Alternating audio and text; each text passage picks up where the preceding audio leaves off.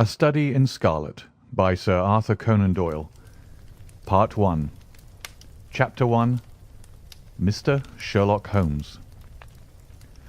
In the year 1878, I took my degree of Doctor of Medicine of the University of London and proceeded to Netley to go through the course prescribed for surgeons in the army.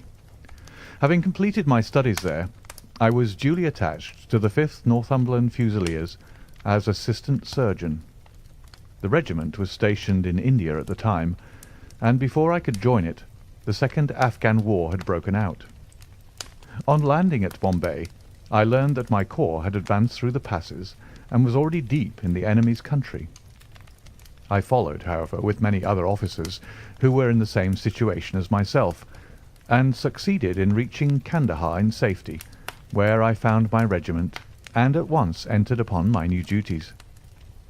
The campaign brought honours and promotion to many, but for me it had nothing but misfortune and disaster.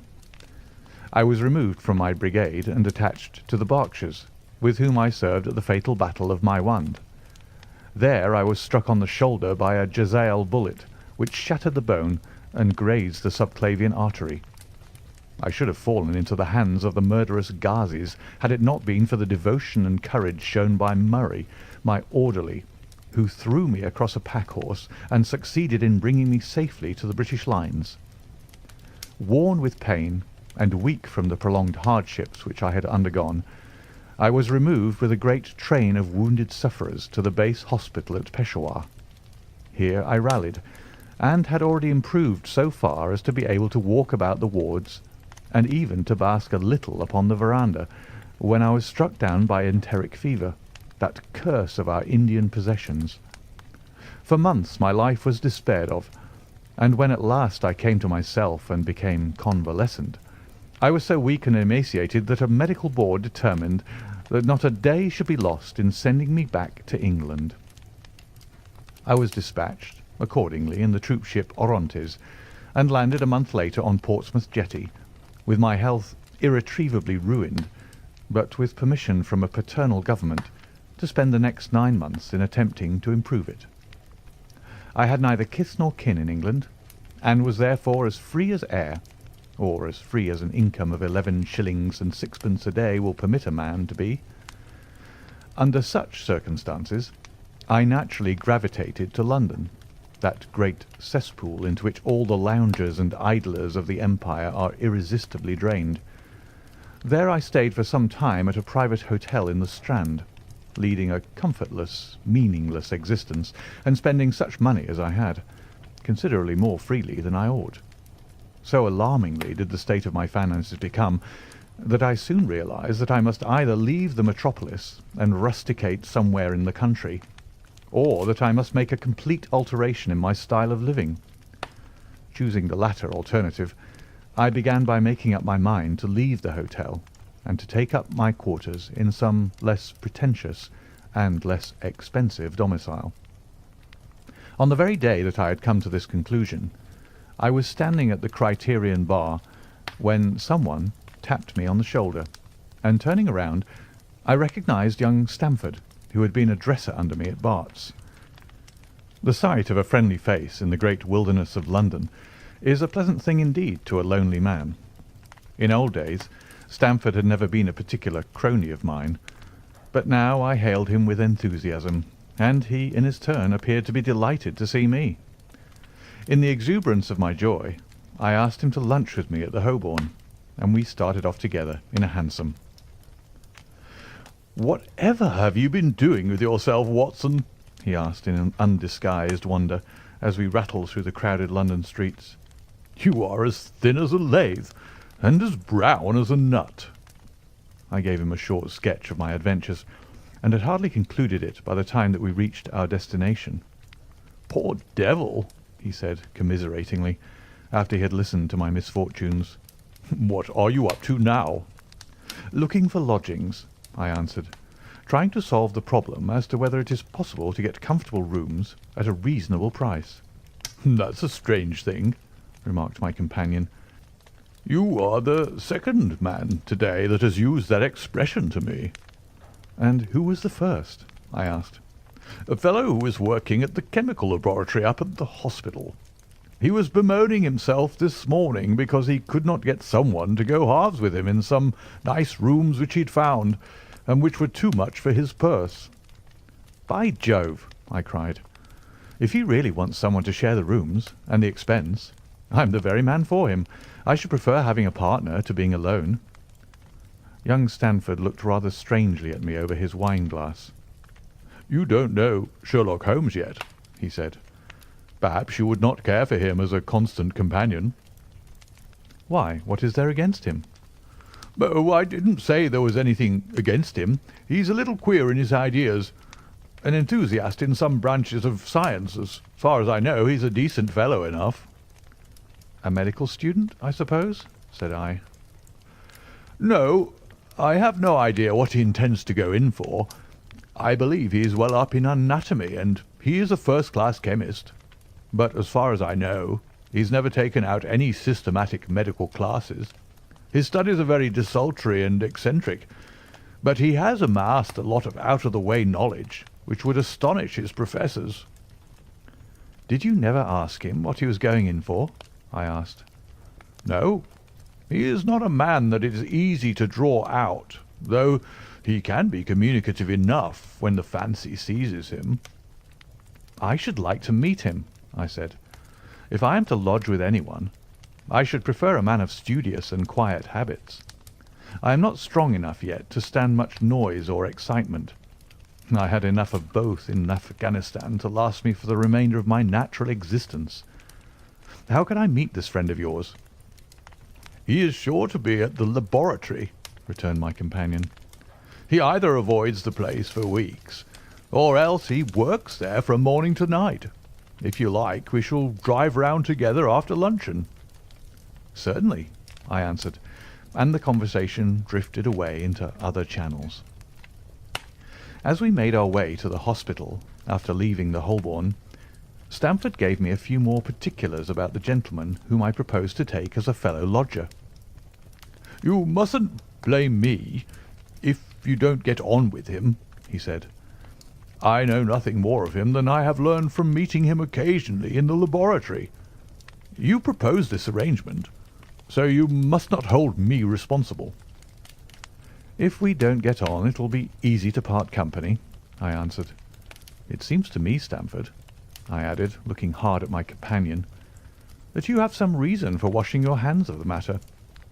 Is this fellow's temper so formidable, or what is it? Don't be mealy-mouthed about it."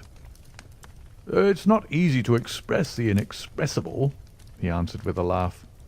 "Holmes is a little too scientific for my tastes. It approaches to cold-bloodedness.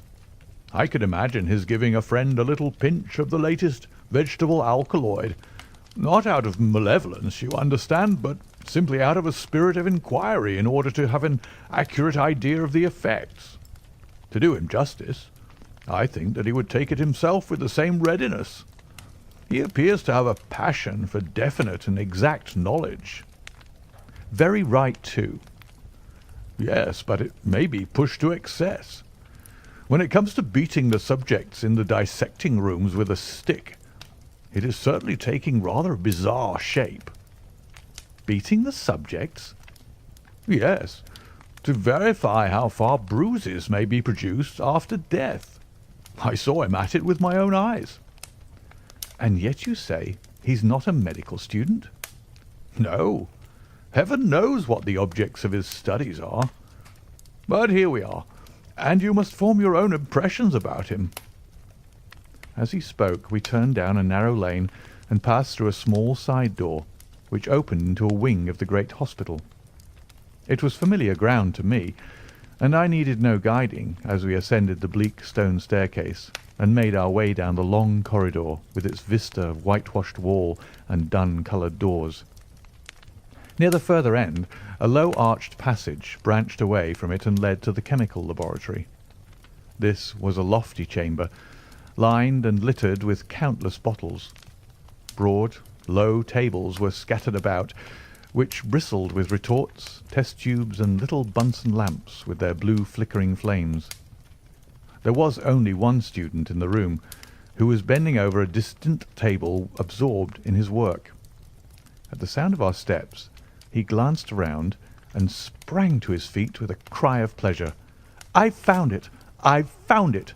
he shouted to my companion, running towards us with a test tube in his hand. "I have found a reagent which is precipitated by hemoglobin and by nothing else." Had he discovered a gold mine, greater delight could not have shone upon his features.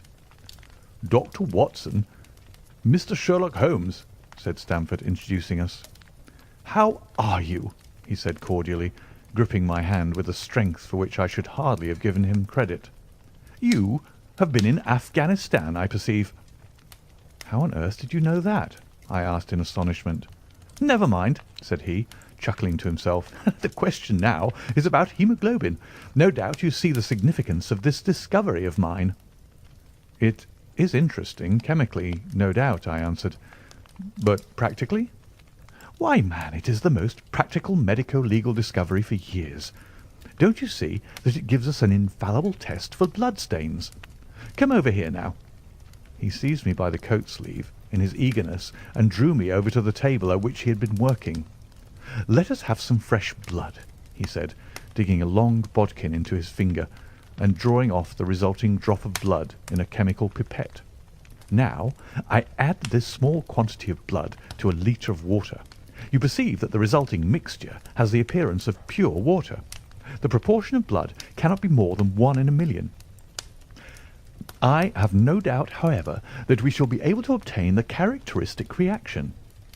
As he spoke, he threw into the vessel a few white crystals, and then added some drops of a transparent fluid. In an instant, the contents assumed a dull mahogany colour, and a brownish dust was precipitated to the bottom of the glass jar. "Ha! Ha!" he cried, clapping his hands and looking as delighted as a child with a new toy. "What do you think of that?"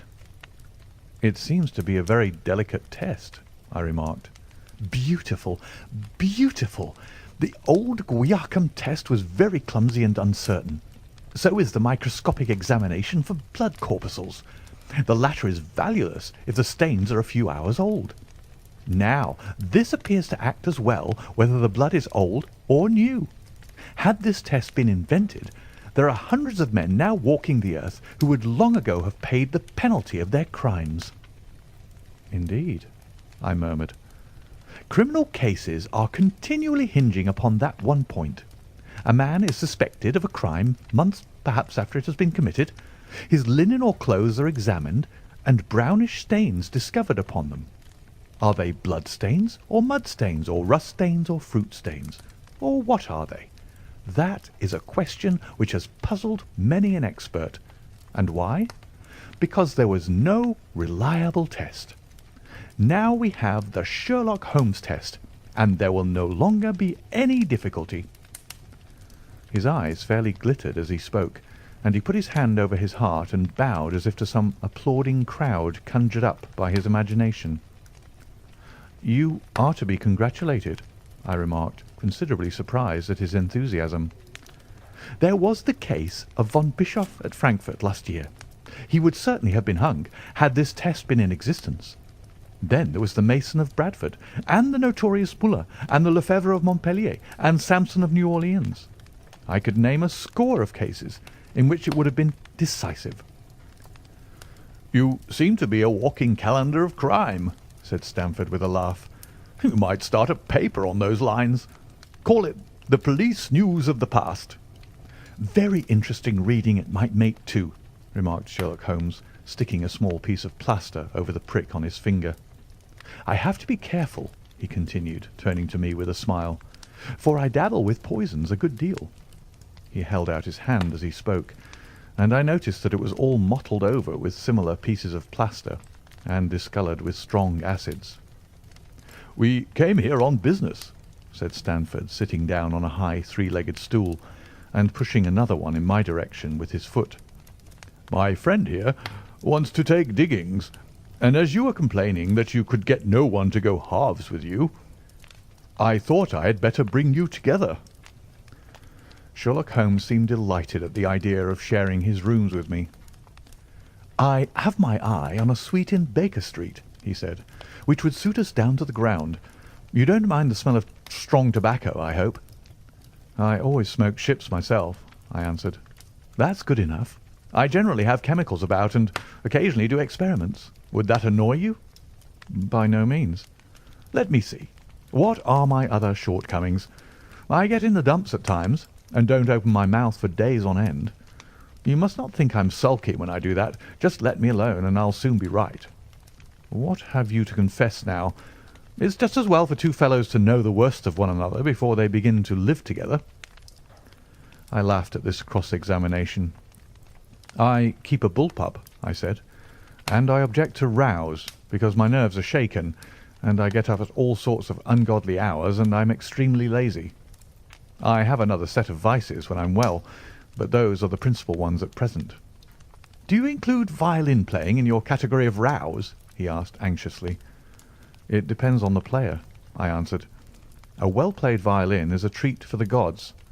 A badly played one—" "Oh, that's all right," he cried with a merry laugh. "I think we may consider the thing as settled. That is, if the rooms are agreeable to you." "When shall we see them?"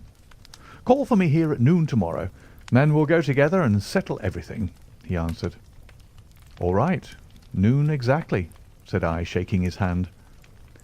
We left him working among his chemicals, and we walked together towards my hotel. "By the way," I asked suddenly, stopping and turning upon Stamford, "how the deuce did he know that I had come from Afghanistan?"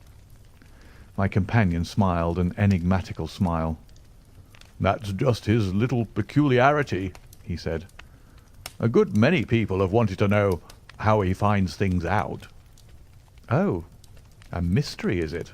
I cried, rubbing my hands. "This is very piquant.